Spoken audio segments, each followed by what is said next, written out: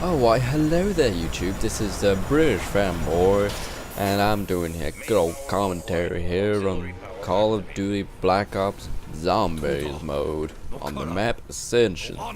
And, Ascension, you know, I've been enjoying the zombie map so far. I haven't actually been playing Call of Duty Black Ops at all, really, but I have been playing the zombies mode a lot because I just love the zombies. I can't even give you a proper review of the map pack because I just haven't been playing the online. It's just not that fun anymore, I'm sorry, you know.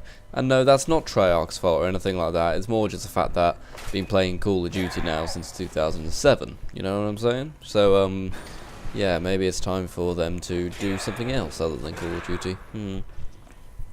I've got a mate called Brett who often appears in the Morning Manners commentaries. You know, he's the guy who does the Nelson Mandela, who goes Wayne, whoever Wayne is, and basically he's got this idea saying that Treyarch should make a zombie game, you know, just zombies.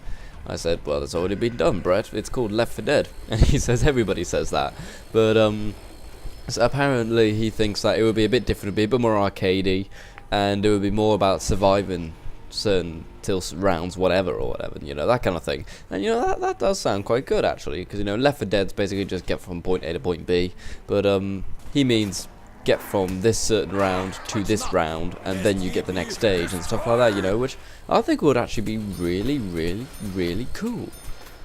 You know, I think that would be awesome. In fact, I've been thinking about doing a mini game like that. You know, I'm thinking I might try to complete zombies. Now you may say, well, that's bullshit, British fanboy, you can't complete zombies. Well, no, what I was thinking was that I would set a certain level to reach on each stage. You know, start on Nacht die Untoten, and then finish on Ascension. You know, Ascension would be the final one. And before I could go on to the next level, I would have to get to a certain level on the last map, so to speak. So, you know, start on Nacht die Untoten, and before I could touch Verrucht, I would have to get to level whatever on Nacht die Untoten. And that's where you sexy subscribers come in. What I want you you are sexy. What I want you to do is tell me what you think about this challenge. Do you think it will sound fun? And if so, I'm willing to do a series on it. And you know, I want you guys to tell me some of the rules, you know, things like what level do I have to get on? That would be a good thing. And am I allowed to do certain things? I'm not allowed to do certain things. I don't mean things like no glitching, you know, that's obvious. But I mean like have to do them all solo, have to do them co-op, things like that. Because I've just been playing some Ascension with 4 people, well 3 people technically. And, you know, open lobby, you know, just random public people. And oh my god, these were the biggest load of fucktards I've ever seen in my life. Is it me, or am I the only person who knows how to play a fucking video game nowadays, it seems? Because it seems like whenever, I'm not just sounding like a tosser or whatever, well, I probably am sounding like a tosser, but it seems like every time I play an online game, I'm the only one who's actually doing something worth a damn in the game, so to speak, you know?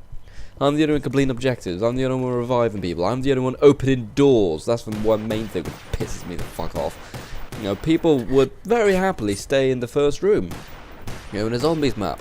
I'm like, why? You know, we need the power so we can get the perk, so we can find the mystery box, so we can get the traps and stuff, but nobody wants to do those things. Nobody wants to do them.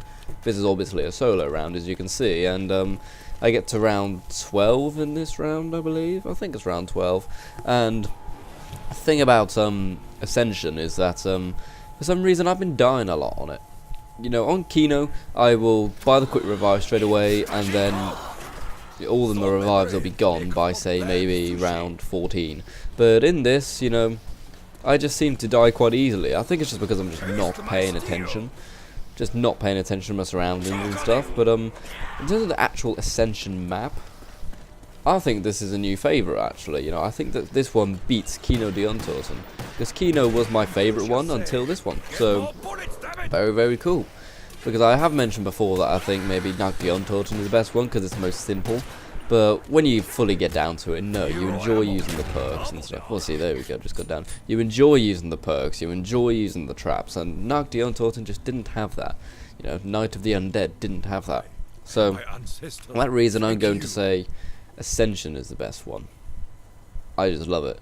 I really do. And I really like the lunar lander. I love using that thing just because it's cool, you know. Alright. So yeah, tell me what you think about that little challenge, and maybe some more talk about Left 4 Dead. Left 4 Dead, I've got them both on PC, because I play PC games quite a lot now, as you guys know, and I don't really know what to think of it, because on one side, it's really good at what it does, but what it does, it's not much, you know. All it is get from point A to point B, while pretty much holding the left mouse button down, because there's so many zombies. Because, you know, they say it's got this really clever AI director, which only spawns zombies whenever you have a lot of health and stuff like that, or whatever, but no, bullshit. There's thousands of zombies constantly. I'm sorry, talking rubbish there. And, but like I said, what it does very well. It just doesn't do much. And Left 4 Dead 2, it was basically the same thing, you know, except, you know, new levels, new characters, new guns, stuff like that. But seeing as I got them both for very cheap anyway, I got them both for cheaper than what it would be to buy the first one on Xbox Live, because that's how good Steam is, you know. I got both Left 4 Dead 1 and 2 for cheaper than what it was to buy Left 4 Dead 1 on Xbox. What can I say, you know, PC gaming is nice. And well, yeah, something which I've been realising, just that, for some reason, no game has ever hit the zombie apocalypse feeling. And none of them have done it. You know, you often get games which have a lot of blood and violence and fighting, you know, things like Left 4 Dead, Call of Duty Zombies, you've got Dead Rising and stuff like that. But for some reason, you don't really actually get the other kind of senses which you would get in a zombie apocalypse, you know. I want to play a game in which you have to build a fort, you have to, you know, you've got to build a fort, you've got to find survivors, you've got to build your resources up, you know, you've got to find food, you've got to find ammo, you've got to find guns, you've got to find survivors, you know, you've got to get from point A to point B, you know, avoiding bad people as well, not just zombies, because, you know, face it, if there was a zombie apocalypse, society would go to shit. It really, really would. And HK time. Cool. And I really want to see a zombie game like that. You know, that sounds fucking awesome. It really does. You know, it's not like Dead Rising or Cold Zombies, like I said, where it's just mainly fighting. I'd like to see some other stuff as well. Any games developers listening? Yeah, I'd buy that. But what else was I going to say? Oh yeah, I was going to do some other random talk actually. Anyone in the UK? Today it is the 6th of March, you know. Did anyone else notice the pair of tits on the front of YouTube? Any of you notice that? Because I don't know if, I doubt the Americans or whatever, European people have this, but or the Asians, or just anywhere else in the world but the UK. But on 4OD, channel 4OD, which, you know, Channel 4 is a television program, and you can catch up on all the latest episodes on YouTube, you know, very good idea. But, there is this one documentary program called Sex and How to Do Everything. It's basically just one of those documentaries which is meant to be, oh, it's so informative, but really, no. Everyone who watches it just wants an excuse to stare at some people shagging each other whilst not being called a pervert, because it's a documentary, not just porno. You know what I'm saying? But, basically, this was on the front page of YouTube. I don't mean like on the front page of their channel or whatever, I mean the home page of YouTube. Go onto youtube.com, you would see this. On the right hand side, on the thumbnail, big box of woman in her underwear with a naked man rubbing some kind of dildo against her vagina, and she had her tits out. I couldn't make this stuff up. I really couldn't. That was on the homepage of YouTube. It was shocking. But if you went on to the actual video, it was more dislikes than likes. You know, because obviously people don't go to YouTube to see stuff like that, and people were genuinely pissed off. It was quite shocking, you know. I thought it would be just full of comments saying, oh, how funny, you know, this is on the homepage, and, you know, nice thumbnail.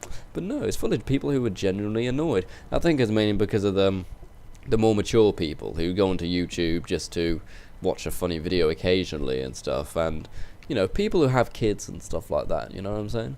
But I'm not saying that people who go on YouTube don't have kids, but you know what I'm saying.